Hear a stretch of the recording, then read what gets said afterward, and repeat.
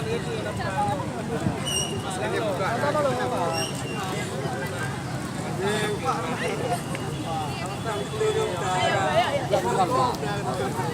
pas ya. Siap. Satu, dua, tiga. Oke.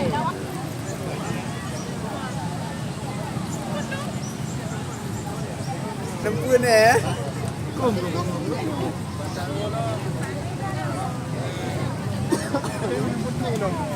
Jadi.